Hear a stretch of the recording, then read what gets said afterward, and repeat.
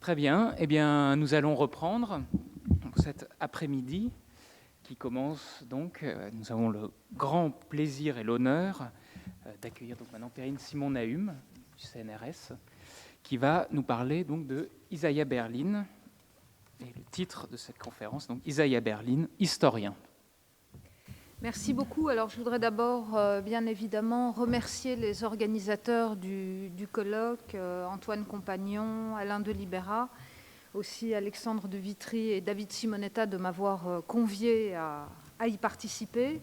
Et je pense que la brièveté du titre de cette communication vous aura mis la puce à l'oreille, finalement, sur ma perplexité et mon interrogation devant l'immense œuvre d'Isaiah Berlin. En effet, Isaiah Berlin n'a jamais cessé de faire de la philosophie. Alors, on connaît sa carrière, que je rappellerai en quelques mots. Vous savez qu'il est né... Non, voilà, c'est mieux comme ça. Il est né à Riga en 1909. En 1915, sa famille s'installe à Andrinople, puis en 1917, au moment de la Révolution, à Pétrograd, avant d'émigrer à Londres en 1921, non sans avoir fait un bref retour à Riga en 1920. Isaiah Berlin fait l'ensemble de ses études à Oxford entre 1928 et 1932 en humanité, puis en philosophie politique et en économie, avant de devenir en 1933 le premier juif élu au Sauls College et le troisième juif en fait à faire partie, à entrer dans le corps professoral d'Oxford. Il fait son premier voyage en Palestine en 1934 et durant la Seconde Guerre mondiale, il travaille pour les renseignements britanniques, d'abord à Washington entre 1940 et 1942, puis à l'ambassade britannique à Washington entre 1942 et 1946. Le fait notable de la fin de la période de la guerre, c'est qu'il fait un séjour assez long en Union soviétique, séjour au cours duquel il se lie d'amitié, notamment avec Anna Akhmatova et Boris Pasternak. Il retrouve Oxford, obtient en 1950 un Research Fellowship au Sauls College et en 1957 devient le Schichele Professor of Social and Political Theory à Oxford. Et vous savez que la célèbre conférence inaugurale qu'il va prononcer en 1958 est celle qui porte sur les deux concepts de liberté. Et il occupe cette chaire en fait jusqu'en 1967, chaire qu'il quitte pour devenir l'année suivante le président fondateur du Wolfson College, dont il prend sa retraite en 1975 et il disparaît en 1997. Lui-même affirmait, à la fin des années 50, être passé de la philosophie à l'histoire des idées. Et faisant allusion à un entretien qu'il aurait eu avec le professeur Schaeffer, professeur de logique mathématique à l'université de Harvard, il disait en fait vouloir se consacrer plus volontiers à un champ d'études dans lequel les progrès accomplis en matière de connaissances pouvaient être objectivement mesurés. Je cite, « in which one could hope to know more at the end of one's life than when one had begun », plutôt qu'à la philosophie, qui était à ses yeux certes fascinante, dit-il, mais dont il dit immédiatement qu'elle n'ajoute rien au savoir positif. Emboîtant le pas, on sait que ces exégètes ont depuis coutume de distinguer en fait entre ces textes de philosophie politique, notamment, vous savez, sa théorie de la liberté négative, et les essais d'histoire des idées. Pourtant, c'est bien sur le terrain des principes philosophiques que certains des meilleurs historiens des idées du monde universitaire anglo-saxon, mais aussi spécialistes de philosophie politique et du droit, Ronald Dworkin, Mark Lyell, Avishai Margalit, et pour quelques-uns disciples de Berlin, ont débattu après sa mort, notamment dans un volume réalisé à partir des articles publiés en 1998 dans le New York Times, de l'apport des travaux d'Isaiah Berlin. Et c'est donc en replaçant chacun de ces termes, donc histoire et idée, en les replaçant dans un horizon philosophique, qu'il faut tenter, me semble-t-il, de comprendre le sens de l'entreprise lancée par Isaiah Berlin, à la fois, je dirais, dans sa singularité, mais aussi comme une invitation lancée aux contemporains que nous sommes d'agir dans le monde et de le transformer. Alors, le contexte dans lequel paraissent la plupart des grands textes publiés par Isaiah Berlin dans le domaine de l'histoire des idées, qu'il s'agisse des textes théoriques ou de ceux dans lesquels il aborde certaines des grandes figures de la pensée et définit des objets qui lui seront propres, Vico, Herder, les Contre-Lumières, Joseph de Maistre ou Georges Sorel, mais aussi, vous savez, les penseurs russes comme Herzen en particulier. Ce contexte est celui des discussions des années 1950 qui portent à la fois sur les pensées de l'histoire et sur la manière d'appréhender, d'évaluer, de définir ce qu'est une révolution épistémologique. Il s'agit alors pour des penseurs qui sont idéologiquement proches de Berlin, et je pense du côté français à Raymond Aron par exemple, à la fois de développer une philosophie critique de l'histoire qui s'élève à la fois contre les visions téléologiques affirmées notamment par les historiens marxistes, mais également, je dirais, à l'autre bout du spectre, contre les philosophies pluralistes de l'histoire que l'on trouve cette fois développées sous la plume de Spengler et de Toynbee. Et s'il construit sa pensée de l'histoire à partir de cette critique des philosophies de l'histoire, Isaiah Berlin ne se contente pas de soumettre, à mon sens, la démarche historique au raisonnement philosophique, et encore une fois, on peut penser ici au Raymond Aron de Paix et guerre entre les nations, mais il définit une histoire qui, portant sur les idées, est de ce fait de bout en bout philosophique. Il faut, pour le comprendre, me semble-t-il, repartir de la critique qu'il livre de la philosophie d'Oxford et de l'empirisme logique,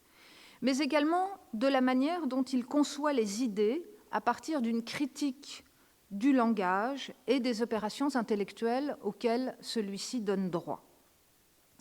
L'histoire des idées devient en quelque sorte pour lui le lieu où il est désormais possible d'identifier les véritables questions, les véritables problèmes que pose la philosophie. Connaissance, langage, logique d'une pensée philosophique qui se confond avec la tâche de la philosophie, tels sont, me semble-t-il, les trois termes sous l'égide desquels il convient de placer cette histoire des idées dessinée par Isaiah Berlin. C'est dans l'éloignement précoce du point de vue du positivisme logique et la manière dont il nous revient de connaître le monde qui nous entoure que se comprend, je crois, la démarche du jeune Isaiah Berlin. Et de façon plus affirmée encore, je crois que ne le suggère Bernard Williams, l'un des plus fins connaisseurs de son œuvre, l'histoire des idées s'affirme très tôt chez lui comme finalement la manière la plus adéquate de rendre compte de la réalité et donc susceptible de se substituer aux thèses de cet empirisme logique. Le volume de correspondance, paru sous le titre « Flourishing » et qui retrace les années 1928-1941, porte la trace des échanges quotidiens qu'eurent, à partir de 1933, Isaiah Berlin et J.L. Austin, élu à Oxford un an après lui. Dans une lettre à Elizabeth Bowen, qui date du 13 mars 1935, Berlin a d'ailleurs cette formule « I'm always in ». Il désigne par cette expression en fait la force du dialogue entretenu avec Austin. Le cercle de discussion, vous le savez, s'élargit à partir du printemps 1937, incluant désormais d'autres philosophes, d'autres jeunes philosophes, Alfred Heyer, Stuart Hampshire, Donald McKinnon, Donald McNabb et Anthony Woosley. Les débats se tiennent tous les mardis soirs dans les appartements de Berlin durant les 2 années qui suivent. Et les discussions du groupe, donc connues sous ce nom de philosophie d'Oxford, portent au cours de ces années-là sur les théories des données du sens de Price et Broad, sur les vérités a priori, sur le caractère logique des raisonnements contrefactuels et leur vérification, mais également sur la nature de notre identité et ce qui nous relie aux autres. Et dès le départ, dans sa correspondance, Berlin souligne l'opposition qui se fait jour entre Austin et Heyer. L'article de Heyer, consacré au Tractatus de Wittgenstein, marque, on le sait, en 1932 le début de ce positivisme, qui sera relayé par la suite dans un certain nombre de revues dans lesquelles vont publier ces jeunes philosophes. Et dans la parution de son volume, en 1936, Langage, vérité et logique, Heyer se fait le défenseur d'un positivisme radical. Il définit comme une pseudo-proposition toute énonciation d'un jugement dont l'affirmation de la vérité ou de la fausseté ne serait liée à aucune affirmation concernant la nature de son expérience future. L'énonciation peut avoir, pour celui qui la profère, un sens émotionnel. Elle n'en sera pas moins dépourvue de tout sens littéral. Ainsi, il juge que les propositions normatives, morales ou politiques, ne peuvent jamais revêtir de caractère de vérité. Et donc le conflit se joue au travers de ces thèse selon laquelle finalement le langage serait logiquement parfait et reflèterait en quelque sorte la structure de la réalité. Il me semble que Isaiah Berlin va en fait très tôt, même dès les premières années de discussion, prendre ses distances par rapport à l'ensemble de ces théories pour montrer que finalement il n'est pas possible de fonder la vérité sur une définition qui serait trop limitée du langage et que quand on fait de l'histoire des idées, de la philosophie et de l'histoire des idées, en fait il faut chercher bien au-delà de ce cercle restreint, à savoir que le pouvoir cognitif des mots vaut à ses yeux non pas par la portion de réalité qu'ils nous permettent qu'ils nous livrent immédiatement, mais à travers l'usage commun que nous en avons. Comment dès lors rendre compte du monde qui nous entoure ? Il me semble que telle est la question qui va conduire Isaiah Berlin, depuis la fin des années 30, donc jusqu'au début des années 1960, à élaborer une théorie propre de la connaissance historique. À travers une discussion du langage et de la notion de signification, celle-ci repose sur un principe d'intelligibilité,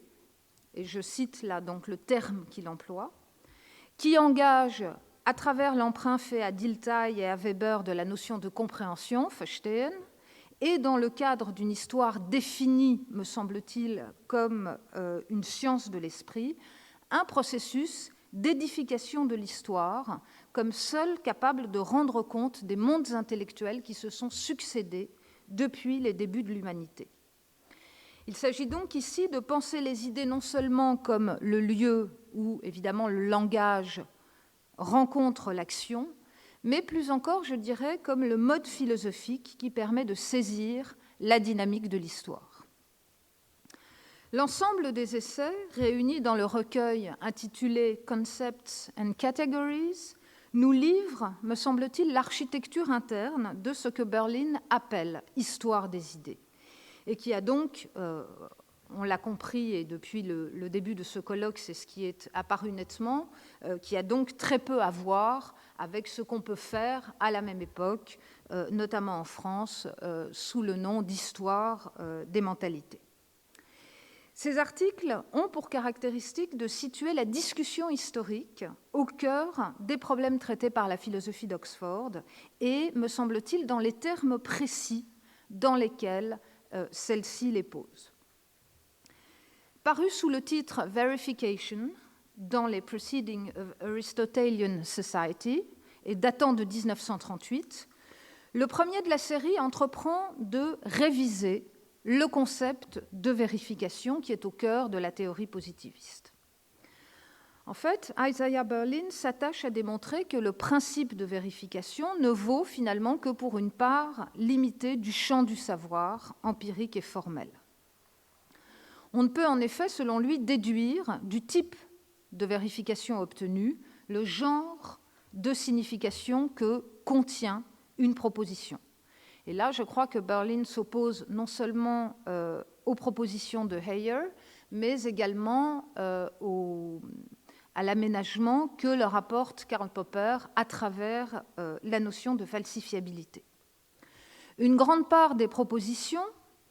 à l'aide desquelles nous comprenons le monde échappent au principe de vérification et donc interdit d'en déduire un principe de classification épistémologique. Berlin amène ainsi au jour l'existence d'un troisième type de proposition, ce qu'il appelle un troisième type de proposition, qui inverserait donc la relation entre intelligibilité et vérifiabilité, à travers la définition de ce qu'il appelle être logiquement concevable. S'agissant de ces propositions, en fait, la vérifiabilité dépend en réalité de leur intelligibilité et non l'inverse. Ce qu'il dit, c'est que quand nous prononçons une phrase qui est comprise de moi et des autres, c'est-à-dire qui inclut une proposition, cela ne signifie rien moins que concevoir quelque chose qui serait s'il était vrai. Donc, ce qui est concevable, écrit Isaiah Berlin, est ce qui, d'une manière ou d'une autre, dit-il, par observation, c'est-à-dire empiriquement, ou par introspection, par mémoire ou par imagination, se rapporte, dit-il, de façon déterminable à quelque chose dont je suis familier. Un peu, dit-il, comme un aveugle de naissance qui arriverait à saisir les expressions visuelles, en fait, par analogie avec les sens qui lui restent. Il m'est alors possible de comprendre et d'en rendre compte. Cela permet à Berlin, dans le même geste d'ailleurs, de disqualifier les affirmations métaphysiques, non pas au prétexte qu'elles seraient invérifiables, mais, dit-il, parce qu'elles prétendent décrire, dans le langage que nous employons pour désigner des situations capables d'être empiriquement expérimentées, quelque chose qui transcende ces expériences et qu'il serait donc impossible de communiquer à l'aide d'une analogie. En 1950, Berlin aborde dans un article intitulé « Logical Transitions » le problème de la traduction, de la traductabilité d'une proposition dans une autre. Ce qui l'amène en fait à s'interroger en même temps que sur les critères de sens, sur la validité des processus d'interprétation. Le sens des mots, donc je l'ai dit, d'après lui, ne provient pas de la part de réalités qu'ils nous permettent à laquelle ils nous donneraient immédiatement accès, mais en fait de leur usage partagé, c'est-à-dire du fait que ceux qui les utilisent savent comment et dans quelle situation le faire pour communiquer ce qu'ils cherchent à exprimer. Or, en ce domaine, affirme Isaiah Berlin, il n'existe aucune règle positive, aucune règle formelle. Et de ceci découlent deux conséquences. D'une part, le fait qu'on aurait tort de basculer dans un relativisme complet, et de l'autre, le fait qu'il serait absurde de chercher à distinguer entre un usage métaphorique des mots et un usage non métaphorique, considéré comme plus exact, la loi de développement du langage étant précisément pour lui le développement des métaphores. Donc, chercher à traduire une proposition dans une autre est quelque chose qui est valide, puisque cela détruit, dit-il, des mythes, et que ça permet de gagner en clarté. Reste qu'il arrive un moment où cette traduction n'est plus possible sans caricaturer la pensée, en se conformant à un critère de perfection logique imaginaire qu'accompagne une contrepartie métaphysique, à savoir le fait de chercher à démontrer que le monde possède une structure ultime. C'est pourquoi, ajoute Berlin, de toutes les obsessions métaphysiques, celle de la traduction logique est la plus persistante, celle qui aveugle les philosophes les entraînant finalement dans des problèmes philosophiques insolubles car illusoires. On le voit donc, ces réflexions sur le langage comme moyen de connaissance et sa critique du positivisme logique mettent en place les conditions de possibilité pour penser la spécificité de la construction du monde historique. Et telle est la conclusion à laquelle parvient l'article de 1960 consacré à la notion d'histoire scientifique, un article qui, lui, a été très, très souvent commenté. Et d'ailleurs, c'est un de ces articles qui accompagnera la relecture, la redécouverte et la relecture par Isaiah Berlin de l'œuvre de Vico et de celle de Herder. La question qu'il pose, c'est de savoir pourquoi l'histoire tarde à devenir une science. Et il la pose non sans une pointe d'humour, puisqu'il rappelle la réponse faite à cette question par l'historien anglais Thomas Buckle, qui est l'auteur d'une histoire de la civilisation en Angleterre, à laquelle cet auteur répondait que sans doute c'était parce que, en ce qui concerne le pouvoir de l'esprit, les historiens se révélaient inférieurs aux mathématiciens et aux physiciens. L'examen des différentes théories de l'histoire auxquelles se livre Isaiah Berlin est d'abord pour lui l'occasion de disqualifier toute croyance dans une causalité historique qui serait calquée sur la causalité mécanique, la causalité des sciences naturelles. Mais une fois encore, je crois que sa critique des téléologies de l'histoire, qu'elles prennent donc pour cible les historiens marxistes ou se concentrent sur les conception pluraliste de l'histoire, pousse plus loin la réflexion pour s'intéresser à la constitution du monde par l'esprit. Car il ne suffit pas, nous dit Berlin, de comprendre pourquoi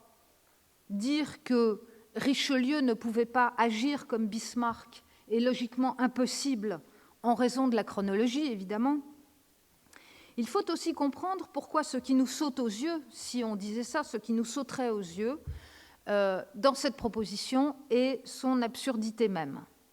En effet, ce qui est en jeu ici n'est pas l'idée que, évidemment, le XVIIe siècle se situe chronologiquement avant le XIXe. C'est en fait une construction du monde qu'on sent, la manière dont, en prononçant ce jugement, nous faisons en réalité appel à des catégories, à des idées a priori, comme par exemple la société, comme l'histoire, le développement ou la civilisation. Celles-ci peuvent être erronées, elles peuvent conduire à de fausses constructions théoriques, mais elles ne sont pas réfutables empiriquement. Ces visions du monde peuvent faire référence à un ordre vertical, reliant le fait de concevoir, qu'on ne peut évidemment passer directement du XIVe siècle au XVIe siècle, ou horizontal, reliant entre les différents aspects d'une culture, entre eux, comme le font Vico ou Herder. Il n'en reste pas moins que sans ces catégories, sans ces idées a priori, les notions socio-historiques comme celles de typique, de normal, d'anachronique n'auraient en réalité aucun sens pour nous. Plus encore, dit-il, ces idées peuvent se voir modifiées dès lors que la vision du monde d'un individu ou d'une société change. Et c'est précisément ces changements, c'est précisément cette évolution qui constitue à ses yeux, qu'il définit comme étant l'objet d'une histoire des idées. Au-delà de ça, elle nous permet de saisir ce qui fait, aux yeux d'Isaiah Berlin, la spécificité de ce qu'il appelle l'art de l'historien, dont on sent bien finalement tout ce qu'il a de précieux, c'est-à-dire d'humain, ce tissage infini auquel il se livre et dont il dit qu'il ne pourrait être accompli par un cerveau électronique, ce tissage infini des différents concepts et niveaux de représentation dont il perçoit la diversité et la variété, dans la mesure où ils entrent en résonance avec ses propres expériences et sa compréhension du monde. Alors l'histoire des idées dont Berlin va lui-même s'appliquer à remplir le programme est donc tout sauf éloignée de la philosophie. Elle est conçue par lui, je crois, comme la philosophie par excellence, dans la mesure où elle seule fait advenir, par le type d'expérience qu'elle interroge et le processus de connaissance qu'elle seule est capable de produire, les véritables problèmes de la philosophie. L'histoire des idées, à ses yeux, est seule capable de nous donner la clé de la construction des mondes intellectuels, dans la mesure où les idées auxquelles elle s'intéresse ne sont plus conçues comme des productions abstraites de l'esprit, mais comme le lieu où se rencontrent le langage et l'action d'un individu pour l'inscrire dans le monde de ses semblables. Ainsi, l'histoire des idées fournit-elle à la fois le contenu de ce qui doit être étudié et les outils pour le faire. Dès lors, l'historien, loin de chercher une sorte d'objectivité de surplomb ou d'adopter une posture idéologique, est-il, dans une certaine mesure, semblable aux individus auxquels il s'intéresse. Et je crois qu'on comprend ainsi la modestie, je dirais, entre guillemets, d'Isaiah Berlin, qui hésita souvent à publier des ouvrages, et en fait, dont les ouvrages sont une somme, chaque fois, d'articles mis bout à bout, plus par des gens qui ont commenté son œuvre que par lui-même. La tâche de l'historien, en fait, ne consiste en rien d'autre que de mettre en accord les faits qu'il étudie et les modèles d'intervention des individus sur fond d'un monde qu'il connaît ou qu'il imagine. Et de ce point de vue, l'histoire des idées ne jouit d'aucun privilège autre que celui d'éclairer les concepts à partir desquels nous lisons nous-mêmes le monde dans lequel nous évoluons. Pratique essentiellement humaine, qui conçoit les individus, je cite, non comme des organismes situés dans l'espace dont on pourrait analyser les régularités de comportement, mais comme des individus agissant, poursuivant leurs propres fins, construisant leur vie et celle des autres, sentant, réfléchissant, imaginant, créant, en constante interaction et intercommunication avec leurs congénères, en bref, engagés dans toutes les formes d'expérience que nous pouvons comprendre dans la mesure où nous les partageons. Ce qu'il appelle, un peu plus loin dans le même article, « inside view ». Alors comment faire dès lors, et la question a déjà été posée ce matin, dès lors qu'il s'agit pour l'historien des idées de se projeter dans un monde qui n'est plus le sien, dans un monde qui a souvent disparu. Il lui suffira de faire appel, dit Berlin, à ces catégories fondamentales de l'expérience humaine. Ainsi, est-il moins question, à mon sens, de cette empathie que beaucoup, vous le savez, lui ont reproché, que beaucoup ont reproché à Isaiah Berlin de faire preuve, notamment à l'égard de ses penseurs ou de ses courants de pensée considérés comme peu recommandables, qu'il a ressuscités. Je crois qu'il s'agit moins chez lui de mobiliser une émotion que d'obtenir une compréhension découlant d'une opération philosophique, celle qui consiste à inscrire la familiarité d'un individu à un événement dans sa capacité à se rapporter à ses propres expériences et d'en mesurer en même temps le caractère universel, sans que cela porte en aucune façon atteinte à sa capacité de jugement. Et je crois que c'est ce à quoi Berlin fait référence quand il parle de belonging, d'appartenance. Et il me semble que c'est aussi en cela qu'il est notre contemporain. Il a cette réflexion à un moment en disant que quand la Bible, et on sait la place que le judaïsme a tenue dans son œuvre, enfin dans sa réflexion, quand la Bible enjoint aux Juifs de protéger l'étranger, avec cette formule « car moi aussi j'ai été étranger en pays d'Égypte », elle ne fait jamais appel, selon la lecture qu'en donne Berlin, à un savoir objectif, à un savoir déductif ou à un savoir-être, mais un savoir du type de ce qu'il appelle « je sais ce que c'est que d'être pauvre et d'avoir faim ». Donc il ne s'agit pas d'un savoir qualifiant, essentialisant, il ne s'agit pas d'un savoir-être, il ne s'agit pas, même pas de la mobilisation d'une tradition, mais d'un type de savoir qui, me semble-t-il, fait signe vers ce qu'il y a de plus universellement humain dans mon rapport au monde. Faute de quoi, dit-il, l'historien qui mobilise ce savoir ne serait qu'un antiquaire, et l'homme politique, auquel ce savoir est également utile, un piètre dirigeant. L'histoire des idées, donc, telle que la conçoit Isaiah Berlin dès la fin des années 1930, n'est donc pas accidentellement philosophique ou accessoirement philosophique. Elle l'est par essence, dans la mesure où c'est l'histoire des idées, je l'ai dit, qui permet de mettre au jour les véritables problèmes philosophiques. Et il me semble là que le geste accompli par Isaiah Berlin, c'est en quelque sorte de réouvrir la philosophie à l'aide de l'histoire des idées. Et je dirais qu'on pourrait presque concevoir dans la seconde partie de cet exposé un chemin inverse de celui parcouru en première partie, donc qui nous avait conduit de la philosophie vers l'histoire. À la lumière de cette conception philosophique de l'histoire, on comprend donc comment son opposition à une lecture moniste ou déterministe de l'histoire a conduit Isaiah Berlin à ressusciter, je l'ai dit, des courants et des penseurs oubliés, mais également à nourrir la philosophie par ses marges à travers le rôle que joue dans son œuvre le judaïsme, la Russie ou la littérature. Et cette vision des choses jette, on le verra, une lumière nouvelle sur les aspects les plus controversés de son œuvre, depuis, donc je l'ai dit, le reproche souvent fait de l'empathie qu'il manifesterait à l'égard de courants de pensée radicaux, jusqu'à l'accusation de relativisme formulée à l'égard de sa pensée. La réouverture de la philosophie par l'histoire des idées conduit Isaiah Berlin à ressusciter des auteurs oubliés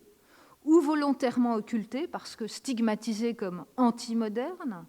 mais également à porter un regard nouveau sur des objets, au contraire très investis à l'époque, comme le romantisme.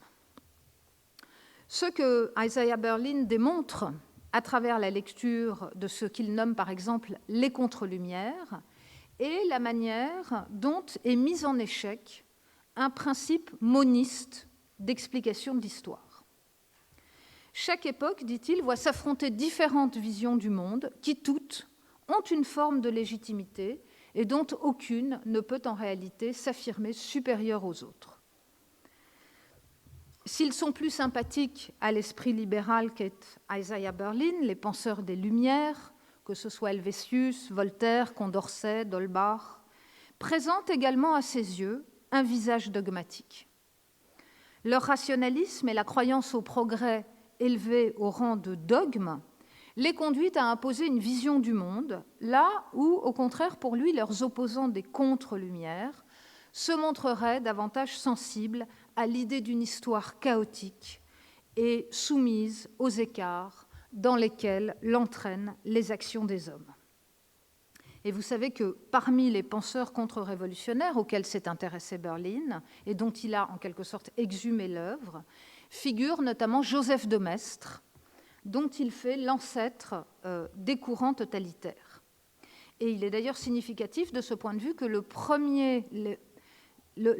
essai qu'il lui consacre soit contemporain donc, de l'article dont je parlais tout à l'heure sur la notion d'histoire scientifique.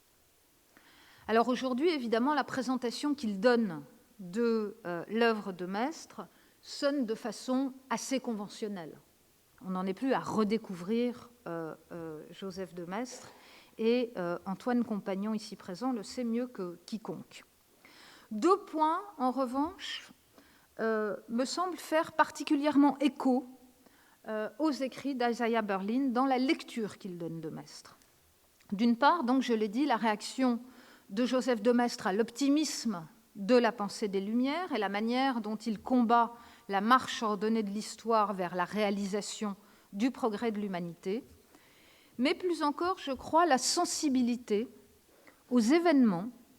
qui accompagne la description par Maistre de l'œuvre de la providence divine et de cette marche inéluctable vers la chute de l'humanité. Ce que met en place la vision mestrienne de l'histoire dans ses considérations sur la Révolution française et plus encore dans ses soirées de Saint-Pétersbourg n'est en effet pas une simple dialectique, mais l'expression de cette capacité de l'historien à tisser en un fin réseau l'ensemble des motifs de l'activité humaine. Je cite un passage de l'article consacré à Joseph de Maistre. Maistre cherchait la réponse dans la religion révélée et dans l'histoire comme incarnation du schéma intérieur que, dans le meilleur des cas, nous discernons par intermittence, en nous inscrivant dans la charpente de la tradition de notre société, de ses modes de perception, d'action et de pensée, hors desquels il n'y a pas de vérité. L'idée de tradition, à laquelle se réfère ici Maistre, joue le rôle de ce schéma intérieur, de cette familiarité grâce à laquelle les individus entrent dans le monde de ceux qui les ont précédés et sont aptes, en quelque sorte, à en percevoir les véritables enjeux. Les contre-lumières proposent donc une vision du monde qui n'est pas moins légitime que celle proposée par les partisans de la Révolution, dès lors évidemment qu'on la juge non pas à l'aune d'un projet politique, mais des accidents de parcours qui surgissent lors de toute mise en œuvre d'une action collective. Ceci explique donc l'attention qu'Isaiah Berlin, et je crois qu'il est l'un des tout premier, peut-être le premier à le faire, accorde au style et à la formule de Maistre, attention à laquelle font écho aujourd'hui ceux qui vantent la beauté et le lyrisme des soirées de Saint-Pétersbourg.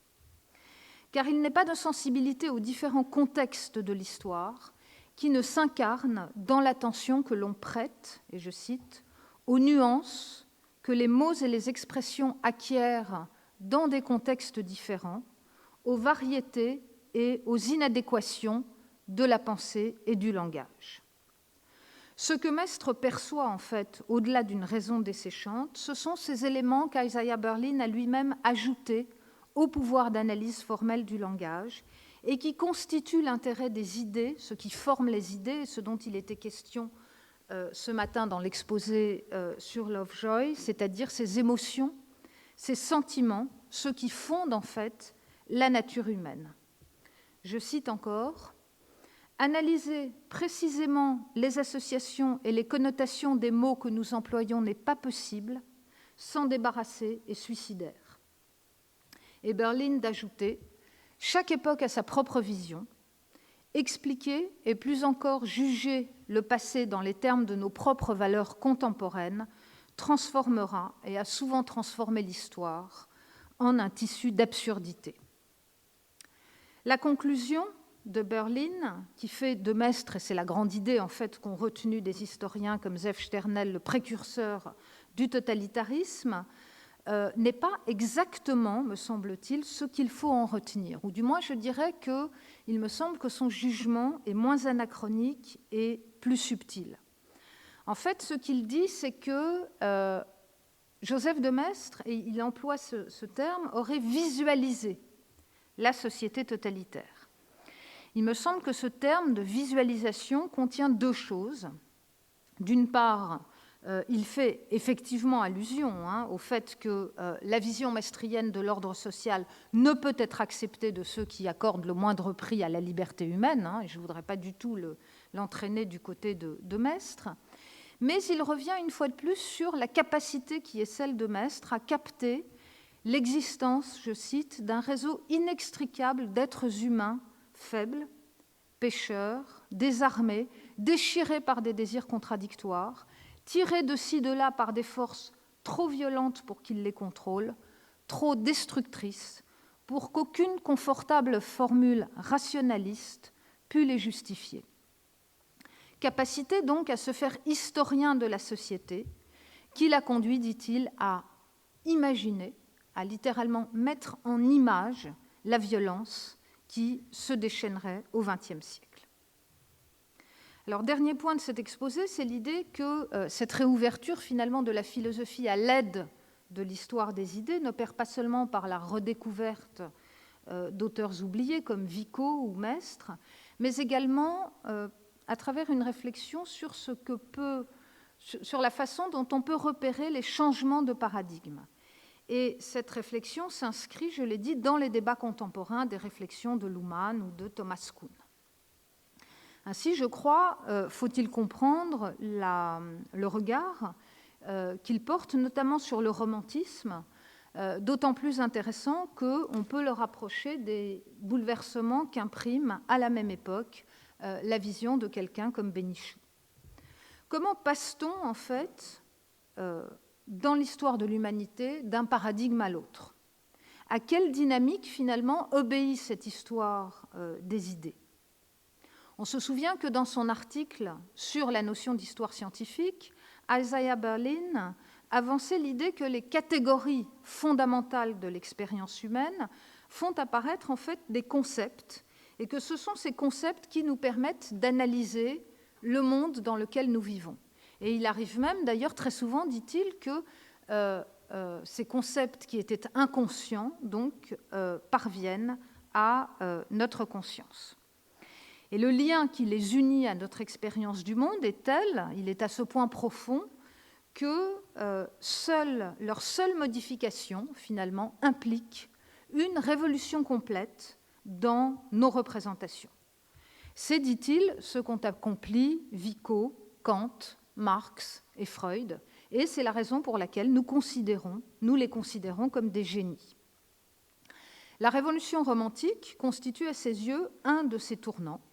le troisième, d'après lui, après la période qui va de la mort de Socrate à la montée du stoïcisme, et puis un second tournant qu'il signale autour de l'œuvre de Machiavel. Le romantisme marque en effet l'émergence, à la fin du XVIIIe siècle, au début du XIXe siècle, d'un nouveau concept de vérité. Et donc il a toute une démonstration pour expliquer la manière dont Kant a été le premier à ébranler l'édifice épistémologique, puisque c'est à partir de la lecture de ses écrits que les auteurs romantiques ont tiré l'idée selon laquelle les valeurs auxquelles nous adhérons ne nous préexistent pas, mais sont l'objet d'une création de l'esprit. Et Berlin prend notamment l'exemple de Fichte et de la manière dont il développe, en fait, contre Kant, sa notion d'impératif catégorique, en identifiant, dit-il, l'essence de l'homme non plus à la raison, mais à la volonté. Cela permet de comprendre, selon lui, comment la plupart des grands séismes politiques des XIXe et XXe siècles prennent naissance dans le sentiment de la vie intérieure qu'exalte le romantisme. Alors évidemment, il y aurait beaucoup à dire pour prétendre embrasser l'ensemble du spectre intellectuel au sein duquel se déploie l'œuvre d'Isaiah Berlin et donner à l'histoire des idées telle qu'il la conçoit l'ampleur intellectuelle qui est la sienne. Il me semble que si celle-ci nous parle aujourd'hui, au-delà même, je dirais, des velléités actuelles qui s'efforcent de reconsidérer, de faire bouger les frontières entre philosophie analytique et philosophie continentale, jetant un nouveau regard sur notre propre tradition intellectuelle et sur le moment des années 50-60, interrogeant la philosophie depuis ses marges, qui sont d'ailleurs aussi celles de l'histoire, c'est, me semble-t-il, parce que, en plaçant l'histoire des idées au centre d'une exigence morale et politique, Isaiah Berlin nous encourage à reconnaître que les combats des historiens des idées ont aussi la grandeur d'un engagement humaniste, qu'il reste utile de le lire. Je vous remercie.